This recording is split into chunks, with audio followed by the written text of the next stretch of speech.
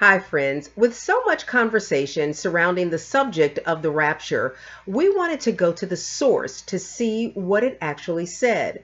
So we are going to read Matthew, the 24th chapter. I am going to be reading from the Message translation, and you are welcome to follow along with whatever translation you're reading from. Let's begin. Matthew 24, remember this is the Message translation, beginning at verse 1. Jesus then left the temple. As he walked away, his disciples pointed out how very impressive the temple architecture was. Jesus said, "You're not impressed by all of the sheer size, are you? The truth of the matter is that there's not a stone in that building that is not going to end up in a pile of rubble." Later, he was sitting on Mount Olives. His disciples approached and asked him, "Tell us, when are these things going to happen? What will be the sign of your coming that the time is up?" Verse 4, Jesus said, "Watch out for doomsday deceivers. Many leaders are going to show up with forged identities, claiming, 'I am the Christ, the Messiah.' They will deceive a lot of people. When reports come in of wars and rumors of wars, keep your head, don't panic. This is the routine history.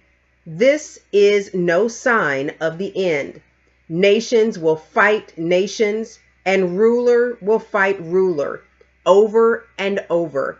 Famines and earthquakes will occur in various places. This is nothing compared to what is coming." Verse 9, "Then they are going to throw you to the wolves and kill you, everyone hating you because you carry my name. And then, going from bad to worse, it will be a dog-eat-dog time, everyone at each other's throat, everyone hating each other."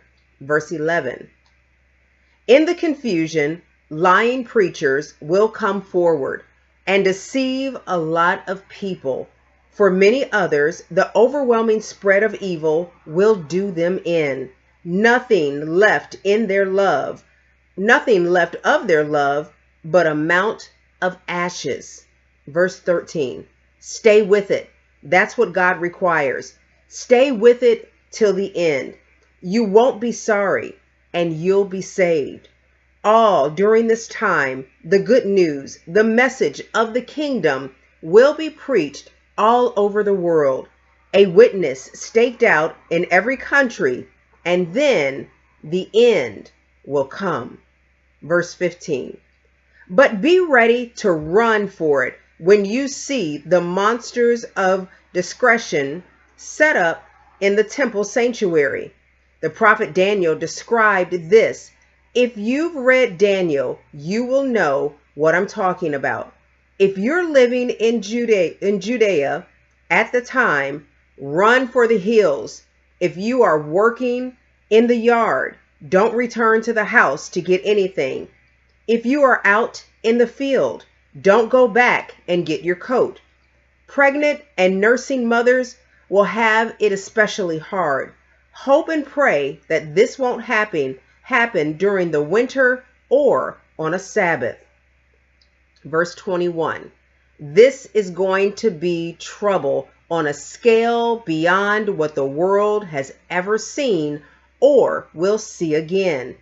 If these days are trouble, we're left to run the course. Nobody will make it, but on account of God's chosen people, the trouble will be cut short."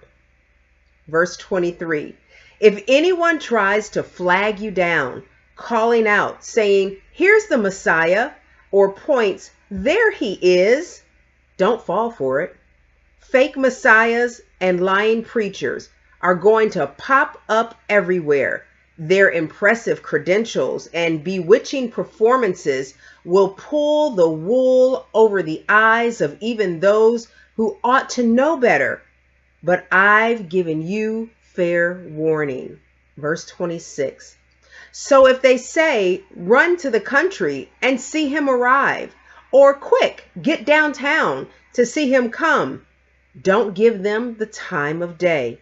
The arrival of the Son of Man isn't something that you go and see. He comes like swift lightning to you.